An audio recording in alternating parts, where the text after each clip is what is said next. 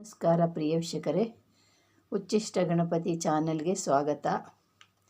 ಈಗ ನಿಮಗೆ ಒಂದು ಅದ್ಭುತವಾದಂಥ ಮಂತ್ರ ತಿಳಿಸ್ತಾ ಇದ್ದೀನಿ. ತುಂಬ ಜನ ಕೇಳೋದು ಭಾಳ ನೀವು ಸಿದ್ಧಿ ಮಾಡ್ಕೋಬೇಕು, ಕಾಳಿನ ಸಿದ್ಧಿ ಮಾಡ್ಕೋಬೇಕು, ಕಾಳಿನ ಯಾವ ರೀತಿ ಸಿದ್ಧಿ ಮಾಡ್ಕೋಬೇಕು ಅನ್ನೋ ಜನನೇ ತುಂಬ ಇದ್ದಿರವಿನ ಮತ್ತು ಬೇರೆ ದೇವರುಗಳಿಗಿನ್ನ ಕಾಳಿದ ಅದ್ಭುತ 100ಕ್ಕೆ ಒಂದು 80% ಜನ ಕೇಳೋದು ಬರೀ ಕಾಳಿ ಸಿದ್ಧಿನೇ. ಆಮೇಲೆ ಬೇರೆ ಬೇರೆ ಮುನೇಶ್ವರ, ಗಂಗಮ್ಮ, ಚೌಡೇಶ್ವರಿ ಈ ಥರ ಎಲ್ಲ ಅದು ಕೇಳೋದೆಲ್ಲ ಕಮ್ಮಿ. ಆದರೆ ಕಾಳಿ ಕೇಳೋದೇ 80% ಜನ ಕೇಳ್ತಿದ್ದೀರ. ಅದರಿಂದ ಕಾಳಿ ಮಂತ್ರನ ಒಂದೊಂದಾಗಿ ನಿಮಗೆ ತಿಳಿಸ್ತಾ ಇದ್ದೀನಿ. ಈಗ ನಾನು ಸ್ವಲ್ಪ ಎಷ್ಟೋ ಕಾಳಿ ಮಂತ್ರಗಳು ಹೇಳಿದ್ದೀನಿ. ಈಗ ನೀವು ನವರಾತ್ರಿಯಲ್ಲಿ ಸಿದ್ಧಿಪಡಿಸ್ಕೊಳ್ಳಿ ಅನ್ನೋದಕ್ಕಾಗಿ ವಿಧವಾದಂಥ ಕಾಳಿ ಮಂತ್ರನ ನಿಮಗೆ ಹೇಳ್ತಾ ಇದ್ದೀನಿ. ಮಂತ್ರನೂ ಕೊಟ್ಟಿದ್ದೀನಿ. ಇವಾಗ ಈ ಯಂತ್ರನ ಬರೆದು ಕಾಳಿ ಮಂತ್ರ ಹೇಳೋದ್ರಿಂದ ನಿಮಗೆ ಇನ್ನೂ ಅದು ಪವರ್ಫುಲ್ಲಾಗಿ ನಡೀತೈತೆ. ನಾನಿವಾಗ ಕಾಳಿ ಚಕ್ರನ ನಿಮಗೆ ತೋರಿಸ್ತಾ ಇದ್ದೀನಿ. ಈ ಕಾಳಿ ಯಂತ್ರನ ನೀವು ಇದನ್ನು ಸಾಧನೆ ಮಾಡಬೇಕು. ನೀವು ಒಂದು ದಿವಸ ಇದನ್ನು ಮಾಡಬೇಕಾಗಿರೋದು ಒಂದು ಮಂಗಳವಾರ, ಶುಕ್ರವಾರ, ಭಾನುವಾರ ಇದನ್ನು ನೀವು ಸಿದ್ಧಿ ಮಾಡ್ಕೋಬೇಕು. ಮಂತ್ರನೂ ಸಿದ್ಧಿ ಮಾಡ್ಕೋಬೇಕು. ಮಂತ್ರ ನೀವು ಎಷ್ಟು ಹೇಳ್ತೀರೋ ಅಷ್ಟು ಇದಕ್ಕೆ ಒಳ್ಳೆಯದು. ಇದರಿಂದ ನಿಮಗೆ ಭಾಳ ಅನುಕೂಲ ಆಗುತ್ತೆ. ಇದರಿಂದ ನಿಮಗೆ ಇದರಿಂದ ನಿಮಗೆ ಒಳ್ಳೆಯ ಲಾಭ ಇರುತ್ತೆ. ಈ ಕಾಳಿ ಮಂತ್ರನೂ ಜಪಿಸೋದ್ರಿಂದ ನಿಮಗೆ ಭಾಳ ಪವರ್ ಶಕ್ತಿ ಬರುತ್ತೆ. ಇದರಲ್ಲಿ 1-2 ಸೇರಿದಾಗ ಏನಾಗುತ್ತೆ, ಅಪಾರವಾದಂಥ ಶಕ್ತಿ ಕೈಗೂಡುತ್ತೆ. ಆ ರೀತಿಯಾಗಿ ಇದೆಲ್ಲ ನವರಾತ್ರಿಗಳಿಗೆ ನೀವು ಸಿದ್ಧಿ ಆಗ್ರಿ. ಎಲ್ಲ ಇವಾಗಿಂದ ಸರಿ ಮಾಡಿಕೊಂಡು ಸಿದ್ಧಿ ಆಗಿದ್ದರೆ ಮಾಡ್ಕೊಳ್ಳೋದು. ಅವಾಗ ಹುಡುಕಾಟಕ್ಕೆ ಹೋದರೆ ಯಾವುದೂ ಸಿಗೋದಿಲ್ಲ, ಸಿದ್ಧಿ ಮಾಡ್ಕೊಳ್ಳೋಕ್ಕಾಗೋದಿಲ್ಲ. ಅದರಿಂದ ನಿಮ್ಗೆ ಇವಾಗಲೇ ಮುಂಚಿತವಾಗಿ ನಾನು ತಿಳಿಸ್ತಾ ಇದ್ದೀನಿ.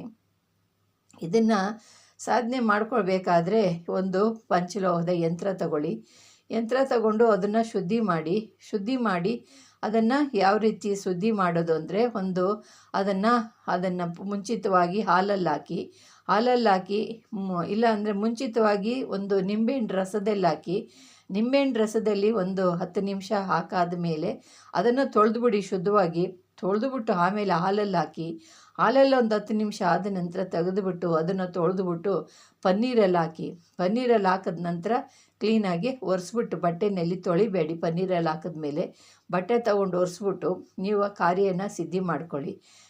ಸಿದ್ಧಿ ಮಾಡ್ಕೊಳ್ಳುವಾಗ ನೀವು ಇದನ್ನು ಎಲ್ಲ ಶುಚಿಭೂತರಾಗಿರಬೇಕು, ಸ್ವಚ್ಛವಾಗಿರಬೇಕು. ನೀವು ದೇವಿ ಮೇಲೆ ಬಹಳ ನಿಮಗೆ ನಂಬಿಕೆ ಇರಬೇಕು. ಅಪನಂಬಿಕೆ ಇಟ್ಕೋಬಾರ್ದು. ನಂಬಿಕೆಯಿಂದ ಮಾಡೋದ್ರಿಂದ ನಿಮಗೆ ಒಂದು ಕಲ್ಲು ಕೊಟ್ಟರು ಕೂಡ ಅದು ಒಂದು ವಿಗ್ರಹ ಆಗುತ್ತೆ. ಆ ಥರ ಒಂದು ಮಂತ್ರಗಳು ಏನೇ ಕೊಟ್ಟರು ಅಪನಂಬಿಕೆಯಿಂದ ಯಾವುದೂ ಮಾಡಬಾರ್ದು. ಇಂಥದ್ದಿದೆಯಾ, ಈ ಥರ ಇದೆಯಾ, ಇದು ನಿಜನಾ, ಸತ್ಯನಾ, ಮಾಡೋಣವಾ ಅನ್ನೋ ಬುದ್ಧಿ ನೀವು ಕಲ್ತ್ಕೋಬೇಡಿ. ಏನೇ ಕೊಟ್ಟರು ಕಣ್ಣುಗೊತ್ಕೊಂಡು ಇದು ಮಹಾಶಕ್ತಿವಾದಂಥ ಮಂತ್ರ ಇದು ಅಂತ ನೀವು ಮಾಡಿಕೊಂಡ್ರಿ ಅಂದರೆ 100ಕ್ಕೆ 100 ಗ್ಯಾರಂಟಿ ಆಗುತ್ತೆ. ನೀವು ಸುಮ್ಮನೆ ಇಲ್ದಿದ್ದೆಲ್ಲ ಅನುಮಾನ ಪಟ್ಕೊಂಡು ಅದಕ್ಕೊಂದೊಂದು ಪ್ರಶ್ನೆ ಕೇಳಿದ್ರಿ ಅಂದರೆ ಅದನ್ನು ಕೇಳೋ ಬದಲು ಬಿಟ್ಬಿಡೋದೇ ವಾಸಿ. ಅದರಿಂದ ನಿಮ್ಗೆ ಹೇಳ್ತಿದ್ದೀನಿ, ನಿಮ್ಮ ಒಳ್ಳೆಯದಕ್ಕೆ ನಾನು ಹೇಳ್ತಾ ಇದ್ದೀನಿ ವಿನ ನಿಮಗೆ ಒಳ್ಳೆಯದು ಕಲ್ತ್ಕೊಂಡು ಒಳ್ಳೆಯದಾಗಿ ಜೀವನ ಮಾಡಲಿ ಅಂತ ಹೇಳ್ತಿದ್ದೀನಿ. ಅದರಿಂದ ನಮಗೇನು ಬರೋದು ಬೇಕಾಗಿಲ್ಲ. ಅದರಿಂದ ನಿಮ್ಗೆ ಒಳ್ಳೊಳ್ಳೆ ದಾರಿ ಹೇಳ್ತಿದ್ದೀನಿ. ಅದರಲ್ಲಿ ಏನಾದರೂ ಕೊಂಕು ಮಾತುಗಳು ಹೇಳಿದ್ರೆ ಅದು ನಿಮಗೆ ಸೇರಿರೋದು, ನಾನು ಹೇಳ್ತಿರೋದು ಅಷ್ಟೇ. ಆದ್ದರಿಂದ ಇವಾಗ ನಿಮಗೆ ಇದನ್ನು ಚಕ್ರನ ಹೇಳ್ತಿದ್ದೀನಿ. ಈ ಚಕ್ರನ ನೀವು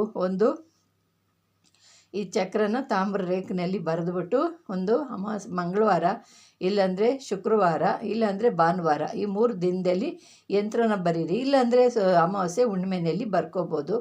ಬರೆಯೋದ್ರಿಂದ ಈ ಯಂತ್ರದಿಂದ ನಿಮಗೇನೇನು ಲಾಭ ಆಗುತ್ತೆ ಅಂದರೆ, ಈ ನಂತರ ನಿಮ್ಮ ದೇಹದ ಮೇಲೆ ಇರೋದ್ರಿಂದ ನಿಮಗೆ ಸರ್ವ ರೋಗಗಳು ಕೂಡ ದೂರ ಆಗುತ್ತೆ. ಬ್ರಹ್ಮ ರಾಕ್ಷಸನೂ ಕೂಡ ನಿಮ್ಮಲ್ಲಿ ದೂರ ಆಗುತ್ತವೆ.